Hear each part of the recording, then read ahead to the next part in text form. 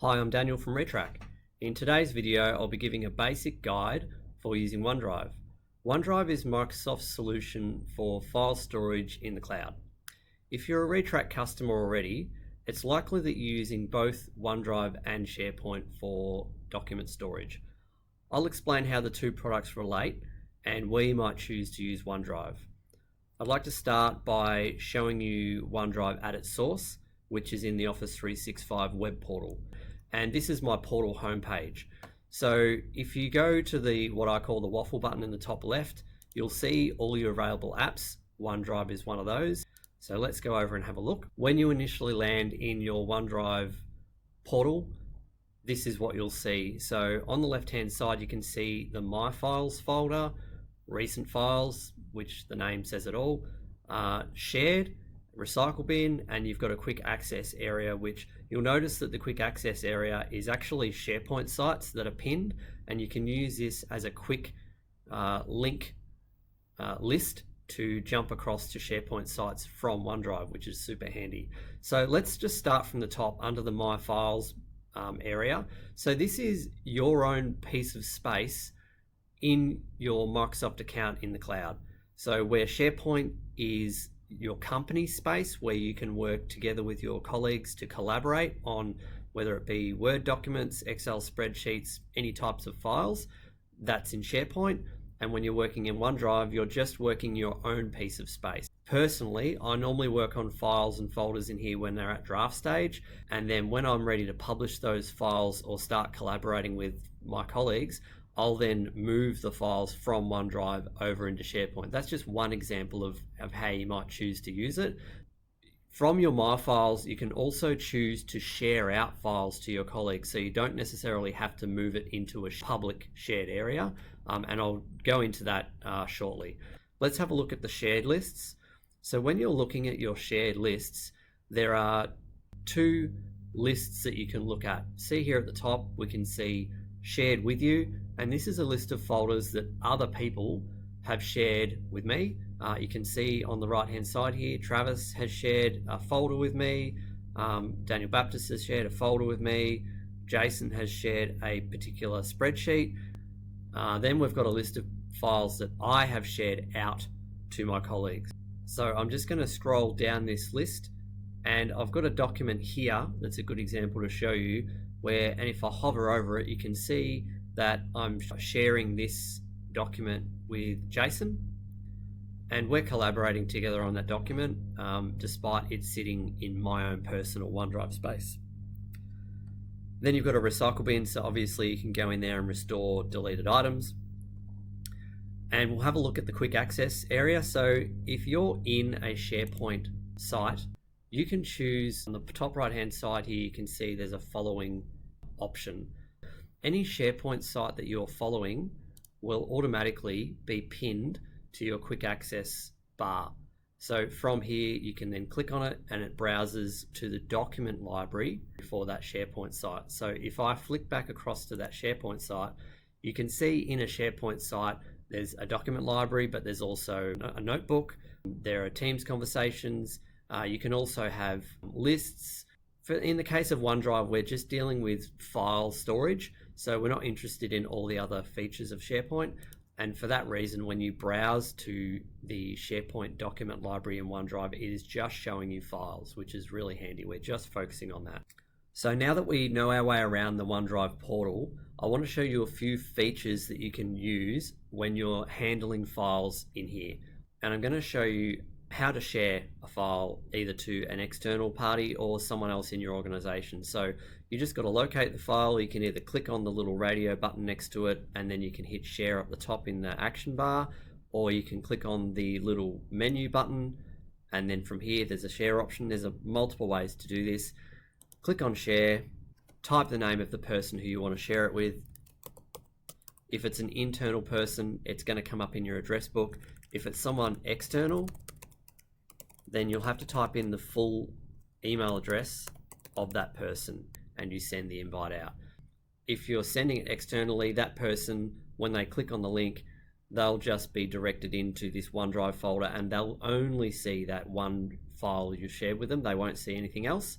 it's just that one file. You can also control if they've got edit permissions or if it's read only. You can also control whether they have the ability to download the document. There's a few other controls in there. The next thing which you might find handy is copying and moving files. So again, you can either click on the radio button next to the file or the little menu button, and there's options here to move and copy. Same up the action bar up the top up here, move and copy. Where do I want to copy it to at this point?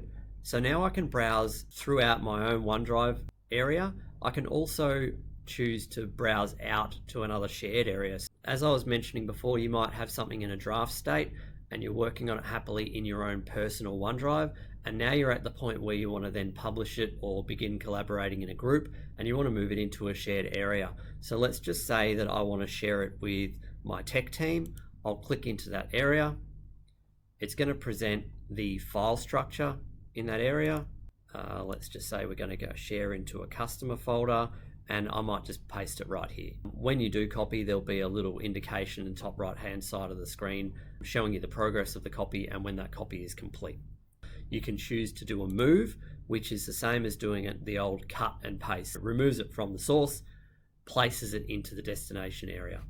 Another feature in here which is really handy is version history. Again, you can either have the radio button clicked and you can use the action bar across the top, or you can click the menu bar here, and one of the options you'll see in there is version history. When I click on version history, we can see for this file there's only 2 versions. They're on the same date, but you might have a file that's been constantly edited by multiple people, and in here you can see how many versions there have been. There'll be a line item for each version, a date that it was modified, the person who modified it. The size gives you an indication of how much the file has changed, and what you can do is once you've found the date and the version that you want to look at, you can open the file and review it, and you can choose to save a separate copy, or you can choose to restore this file to the version that you've specified. The next thing I'd like to cover is the OneDrive desktop app. We've looked at OneDrive in the web. There is also a OneDrive app you can install on your PC, and this is it down here running in the system tray. I'm choosing to sync a few cloud locations to my PC. So when I open my file explorer, I've got 2 areas that I want to pay attention to. One is my OneDrive. That is the same as the My Files area that I just showed you in the web portal.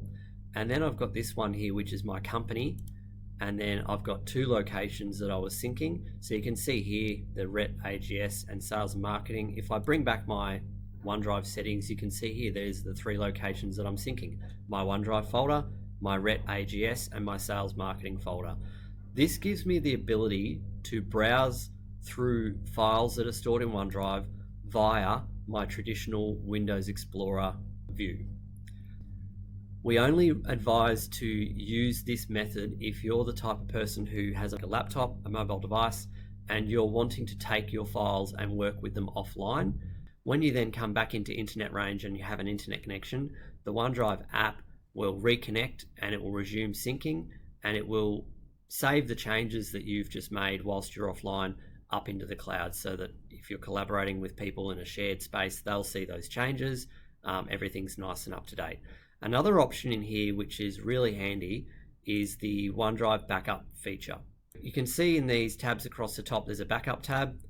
You can go in here and you can manage backup and turn this feature on. What the backup feature does is it turns on and creates a backup of your desktop, your My Documents folder, and your My Pictures folder. That means that on your PC, everything you place on your desktop, everything you save in your My Documents folder or your Pictures folder is saved to your OneDrive account. And in the event that your PC dies, you can pick up a new PC, sign into OneDrive, and all that data syncs back into that PC. And it's also available in the cloud at any point in time. Really handy because you're never going to lose all your desktop icons and things that you saved on your desktop. You can take them with you no matter which device you work on. That's all for today on our OneDrive guide. Thanks for watching. If you found this useful, be sure to check out our other videos with guides and tips on other Microsoft features. If you have any issues or need some help on anything you've seen today, feel free to contact us on the methods you see on the screen now. So you can email us at support@retrack.com.au. You can go onto our website online, www.retrack.com.au, and you can submit a support form from there. And you can also call us on those numbers listed just there, 1300 191 300 and 03 8794 1900. Thanks a lot, guys. See you on the next one.